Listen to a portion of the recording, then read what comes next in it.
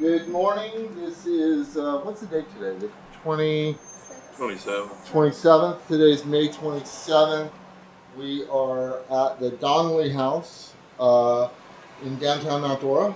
My name is Ernie Mosteller, and I'm interviewing Hank Link, who is a longtime Mason. He's was a businessman in Mount Dora, grew up in Mount Dora, graduated from Mount Dora High School, and he's going to tell us a little bit about some stuff he remembers. So if I could get you to introduce yourself, Hank, tell me how long you've been here, where you came from, how old you are, all of that stuff. Well, my real name is Henry William Link V, but I go by Junior, and most of my friends call me Hank. And I was born in Washington, D.C., and grew up until age 12 in Arlington, Virginia. My parents moved to Mount Dora in 1952, and they brought me with them.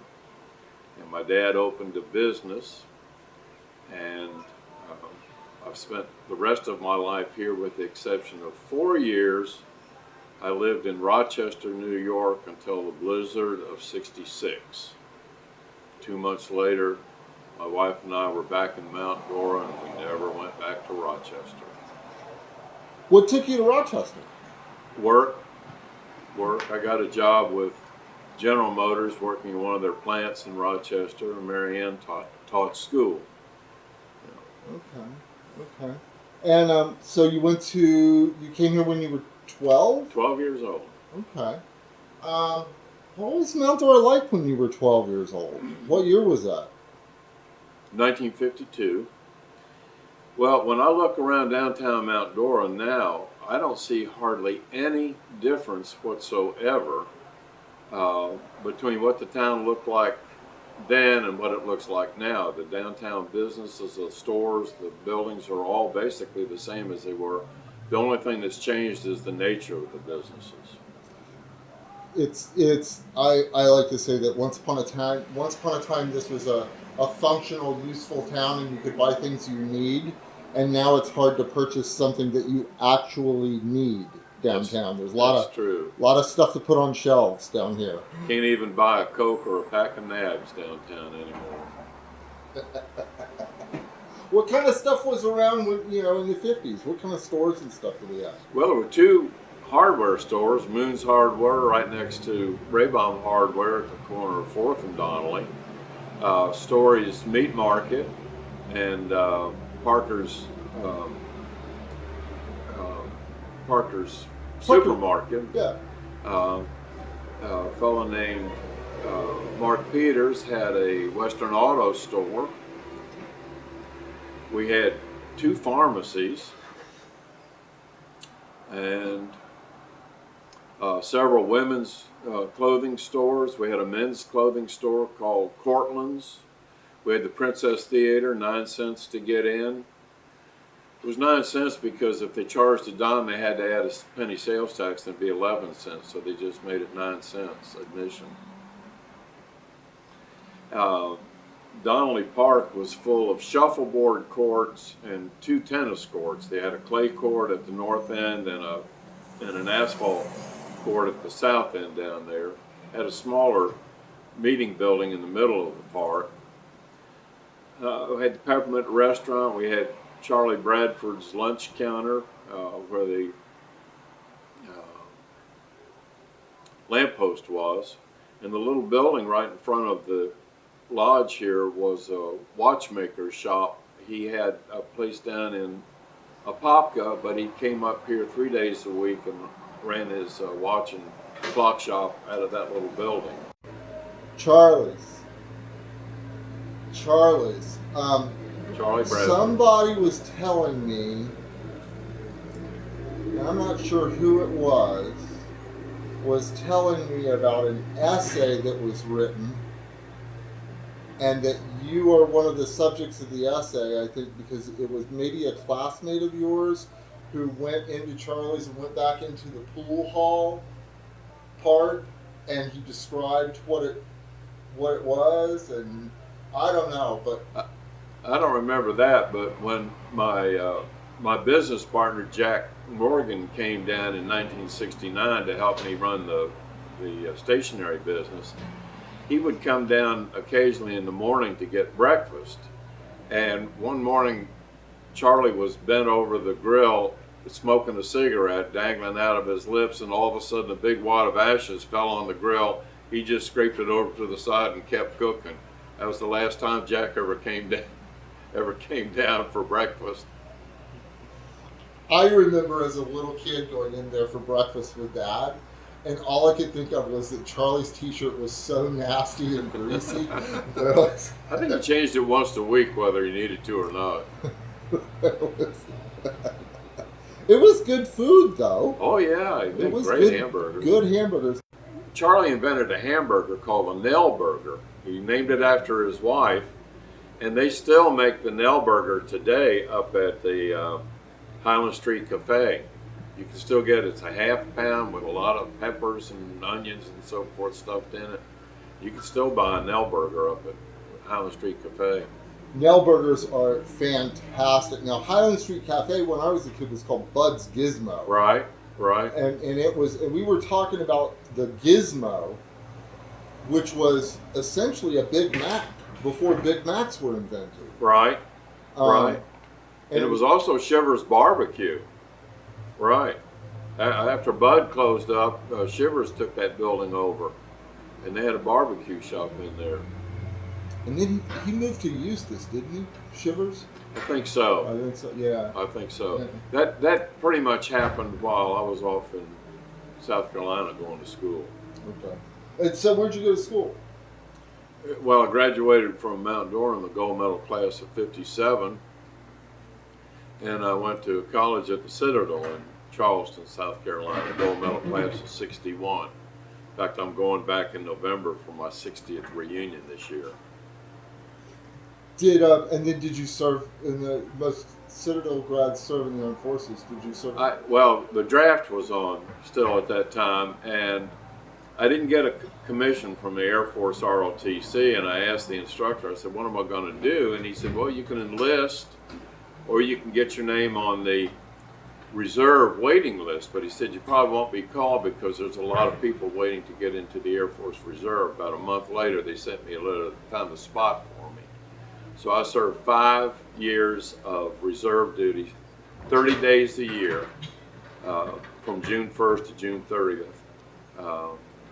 until I finished my military obligation. Never got shot at.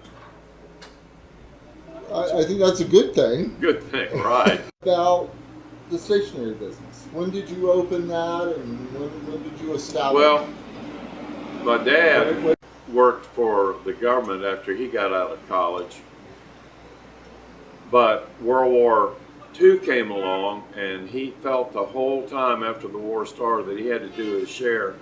And finally, in 1944, at the age of 36, he enlisted in the Marine Corps.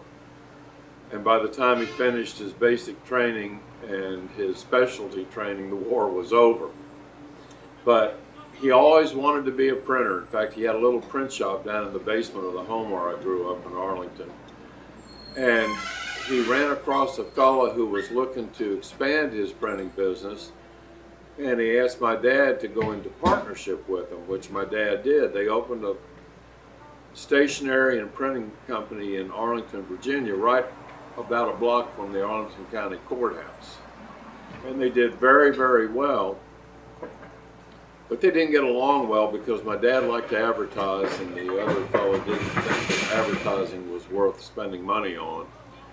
So after about 4 years, they sold out to a third party. They both moved to Florida, and they both opened similar businesses. My dad opened Link Stationery and Printing in 1952, just before school opened in August. And we sold the business in 2002, 50 years later. Wow.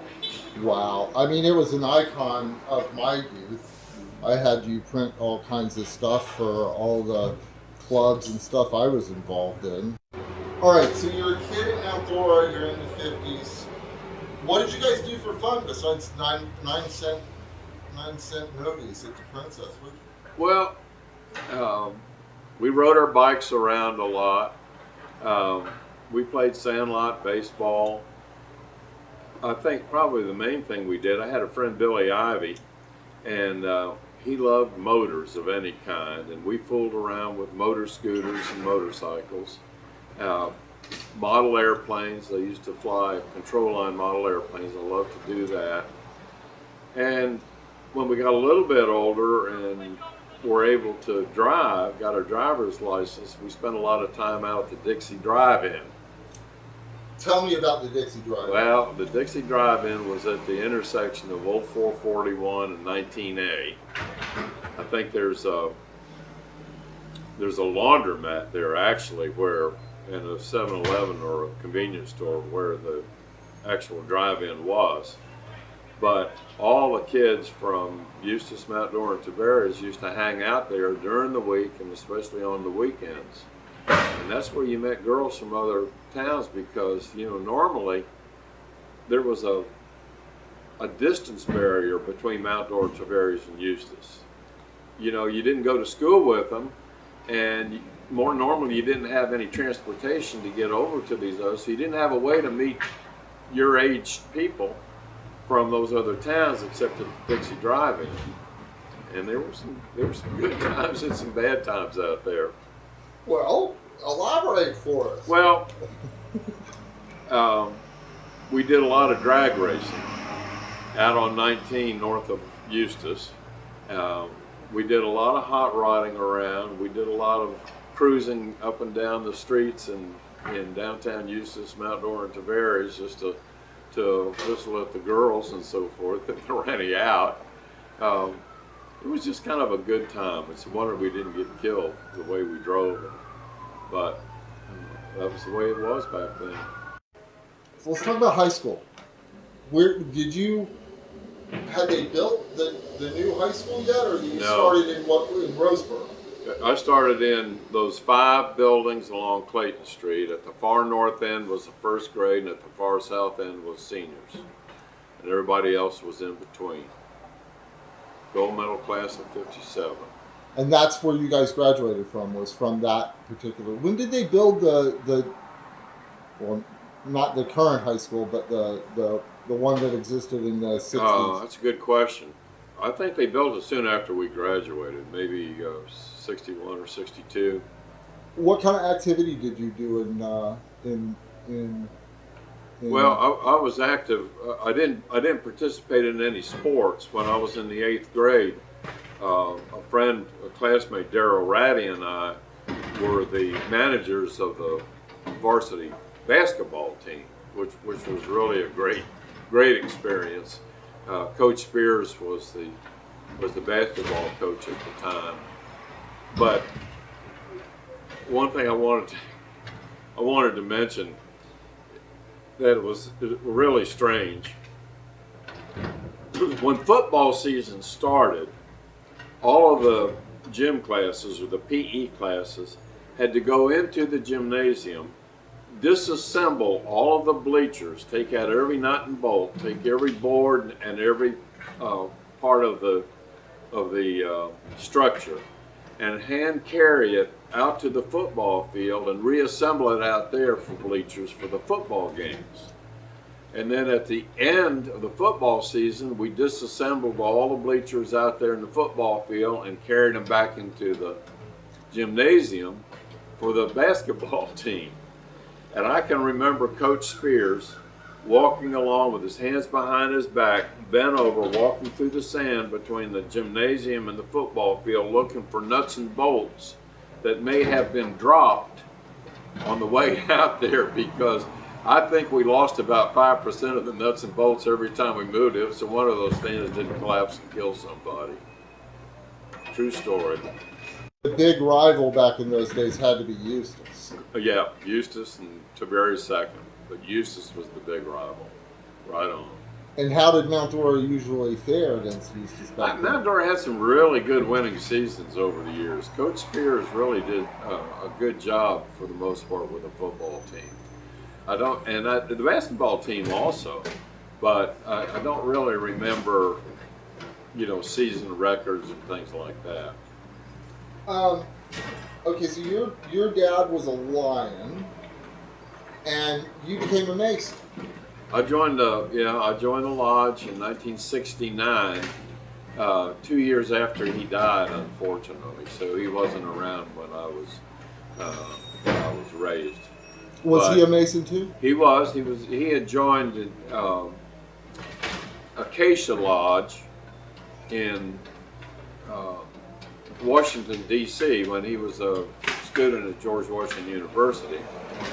And when we moved to Florida, he demitted to Mount Dora, so he and I were both technically members of the same lodge.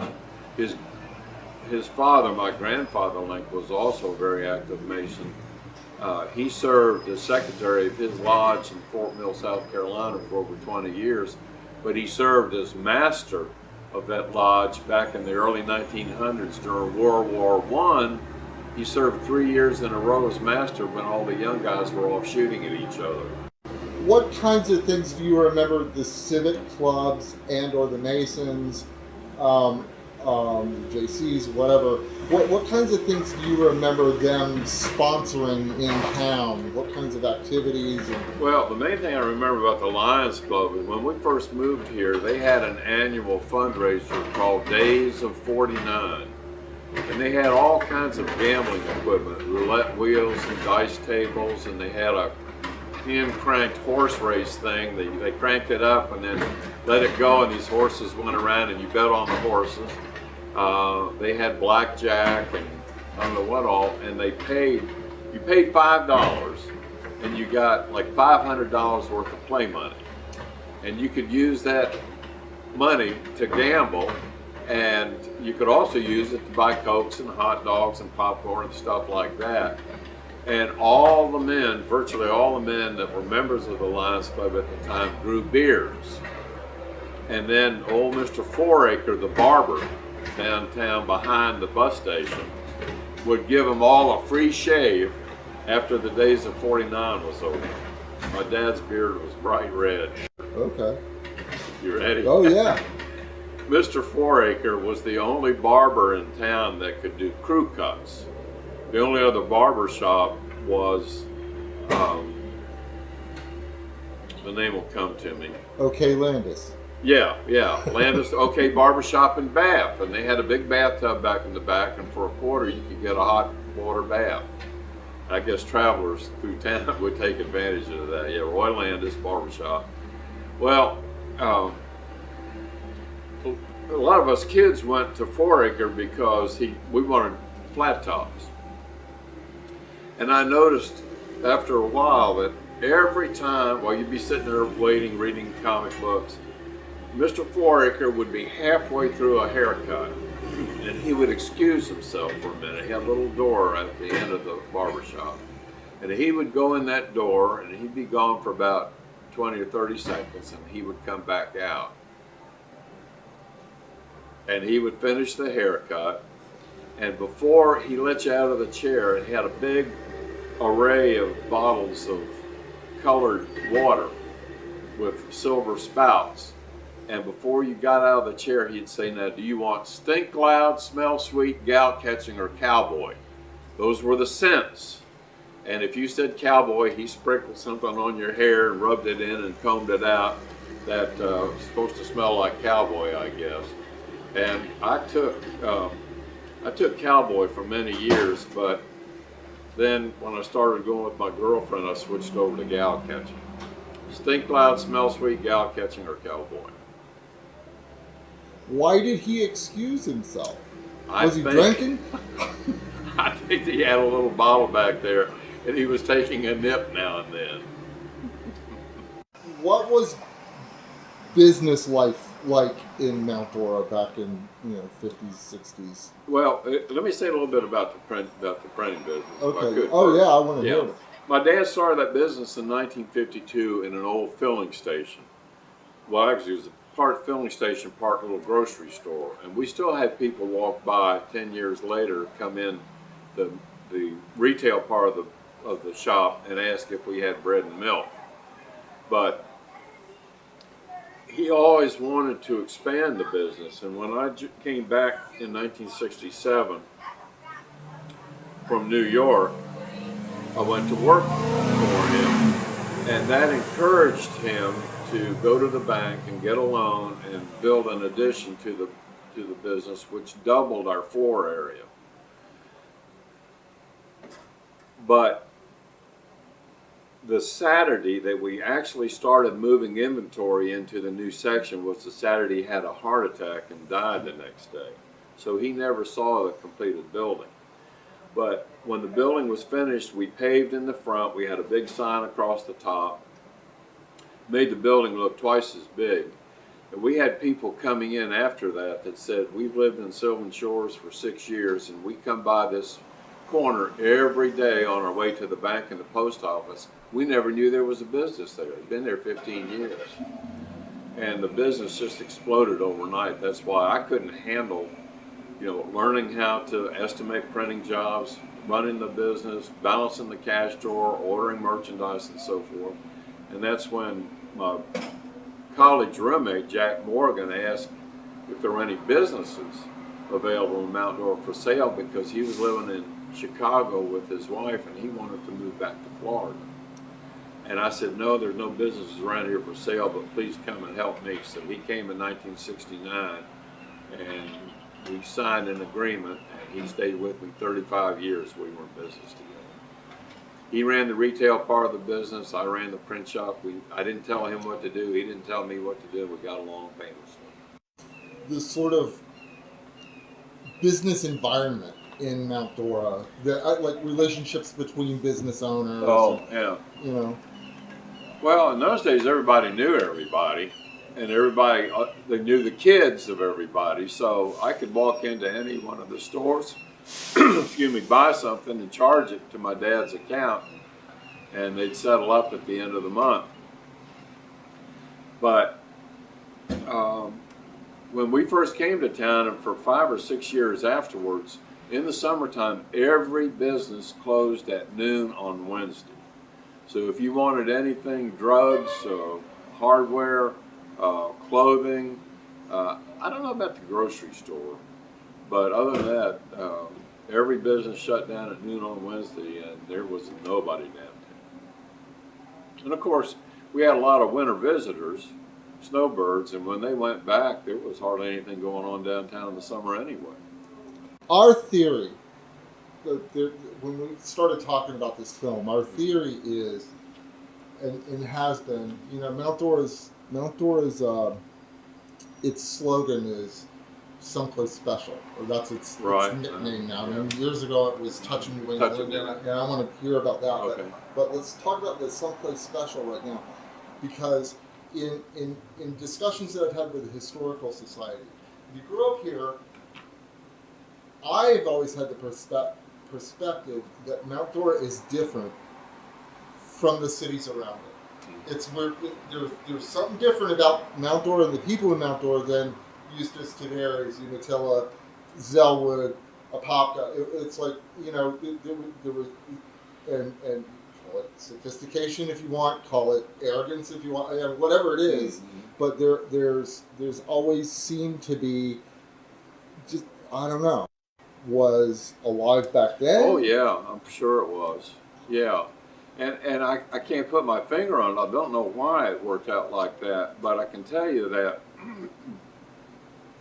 when the Golden Triangle Shopping Center opened up, several of the main businesses in Mount Dora moved out there, including Bronson's Books and Gifts. And all of a sudden, we had empty storefronts in Mount Dora. And people were going out to the Golden Triangle Shopping Center. There were 2 grocery stores out there. How long did that last, though? When did it open? Well, it opened, I think it opened about 58 or 59. And the reason I say that is because I don't remember any changes in downtown Mount Dora right after I graduated from high school. And when I came back the first couple of years in the summertime and so forth, things were pretty much normal. So I think it opened somewhere in the very late 50s. And that kind of killed downtown Mount Dora. And then you were asking about the antique shops and things like that. Well, we had a lady, Betty Cease, who resigned or retired as the leader of the Chamber of Commerce, and they used to have their offices in City Hall, and they hired a woman. Jean Jedlicka. Yeah, yeah, Jean Cook Jedlicka, to take over, and somebody had told her the reason they liked Mount Dora was because it reminded them of New England, and she said that sounds like a good slogan, and she's the one that came up with a touch of New England.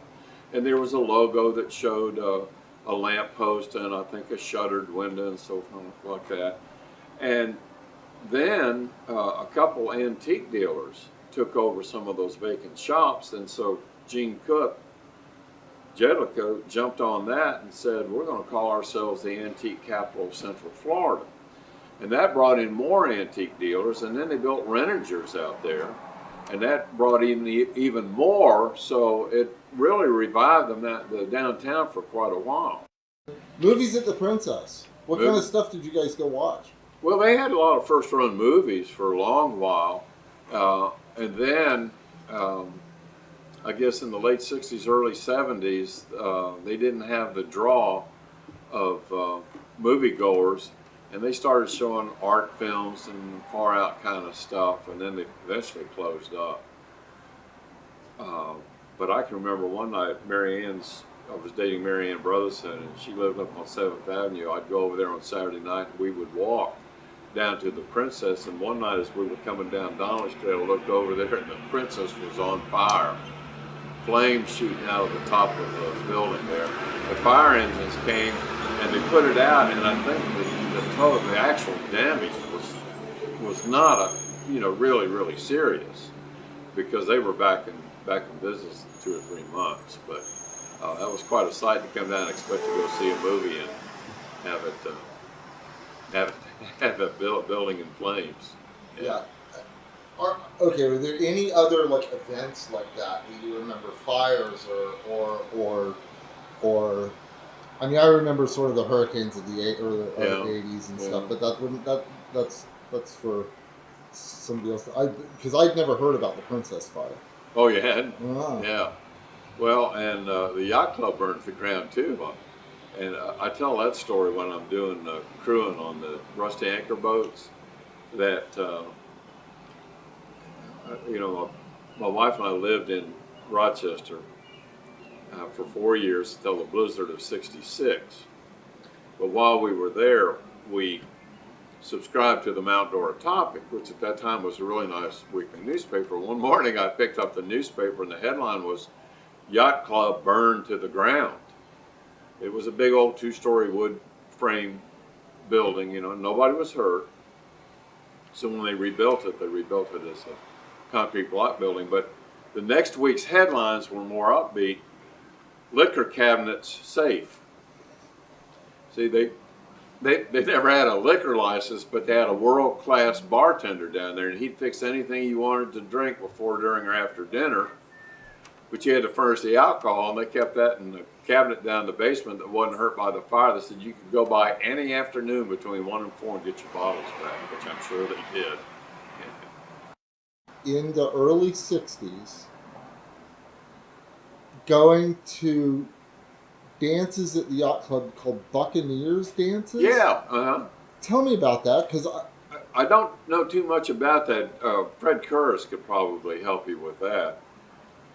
But I think the Buccaneers was kind of a sub club that you could join. You weren't actually an official yacht club member, but you were a member of an organization that was connected with the yacht club. But I really don't know much about it, but I recall when you mentioned it. I remember there was a Buccaneers club.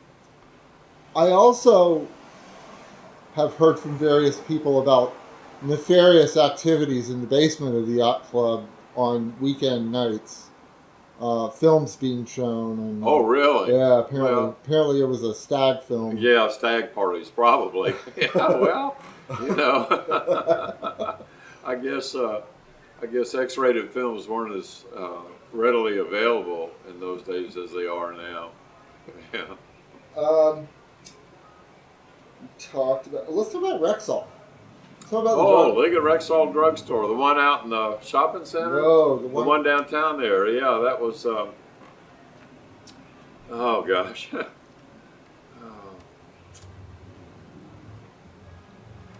can't think of his name. Um, it'll come to me.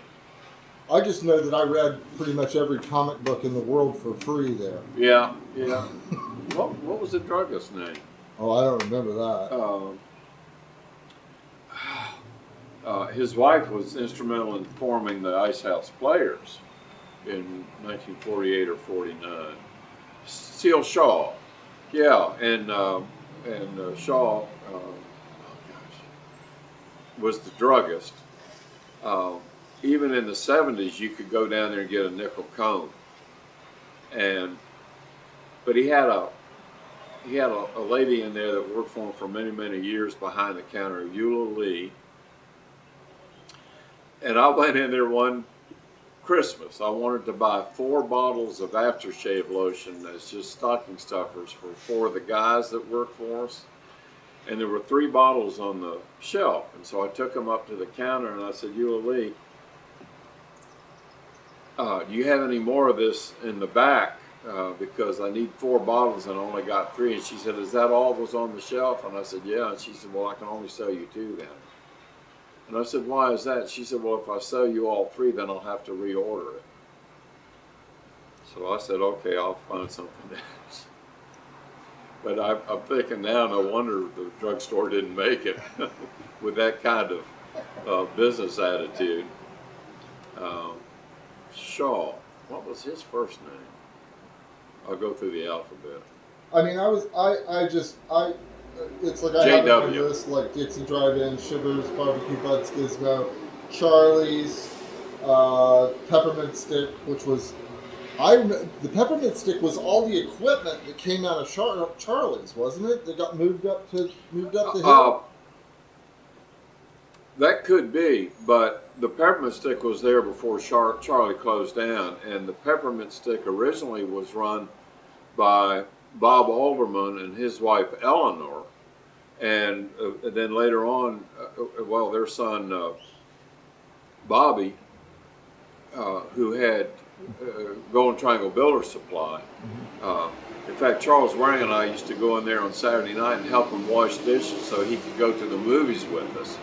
And Mr. Alderman always rewarded us with a scoop of peppermint ice cream before we went to the movies. But they lived next to us, or let me go back a little bit. They lived on Baker Street, 633 North Baker Street. Right next to it was a small building, a small house, 1 bedroom, one bath. 635. My uncle owned those 2 buildings.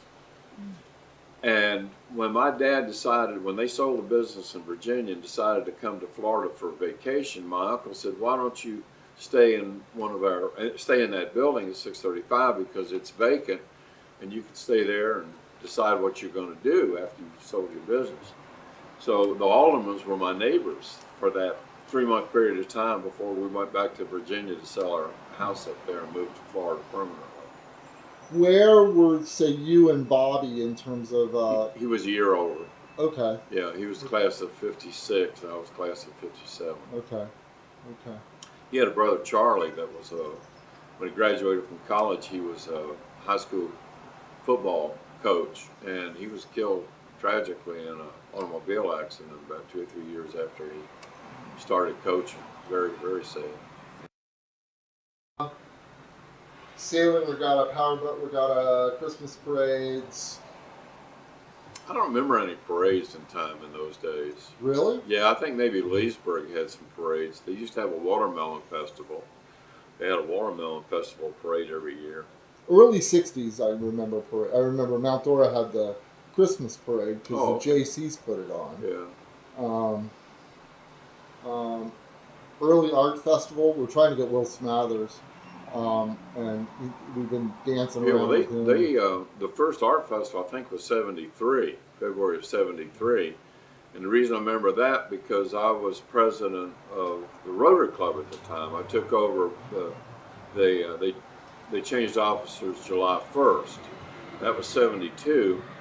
And the Rotary Club had built a fantastic big barbecue cooker on wheels. It was a trailer, and it was enormous, and it was beautifully built. A hot rod club uh, that drew people for it was, in fact, it was called Triangle Timers, and we all had shirts. You know, back in those days, you didn't get club shirts like that silkscreen. They were all, the only thing you could get with a name and a design on it were bowling shirts. So we went to the bowling shirt manufacturer and we told them what we wanted, Triangle Timer with a car in it, and they had our names on the thing. They were white shirts with red embroidery. But we had members from the Golden Triangle. You had to be voted in. You had to submit an application and you had to be voted in. And we met over in Tavares. I don't know if you remember, there was a big old two-story wood frame building out over the water where their event center is, their pavilion on the lake is now. You know where that is, though. All right, well, there was a big old wood frame, and I don't know what happened to it. It probably burned down. And it was there for years, but we met upstairs in that for years. I say for years, for about 3 years I was a member before I went off to school. But we sponsored or co-sponsored drag races every once a month down in Lake Wales on the old abandoned airstrip down there, and I was the flag man. Any like any funny things, any outrageous things, anything you feel it's important for somebody to know about Mount Dora? Oh, gosh. Well, just things that pop into my mind. I mentioned the shuffleboard courts because they just covered Donnelly Park, and you couldn't come down here most days during the week and find a parking place anywhere around on the streets because people came from all over Lake County to play shuffleboard. And I don't really know what happened to that. You know, it just, I don't know whether the sport dwindled away or the people that played it found other places to play or something, but eventually, well, now they've got pickleball took over a lot of the area where the shuffleboard courts were, and the old clay court at the north end there has been replaced with an asphalt court, and there's nothing down where the old. Oh, I will tell you one thing. Captain Stuart Sadler of the Sadler family, he was an old timer in town here, and you were mentioning Millard Reed.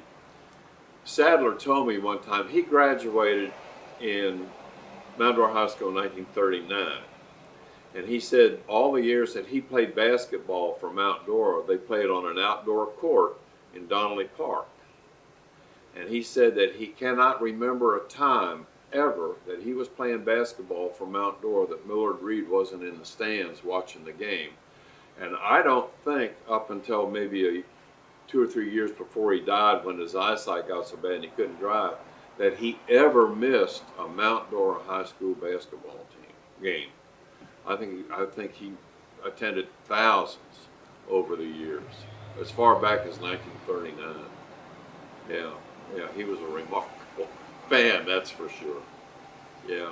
Did not know that about him. Yeah, he used to go out to the cemetery every day.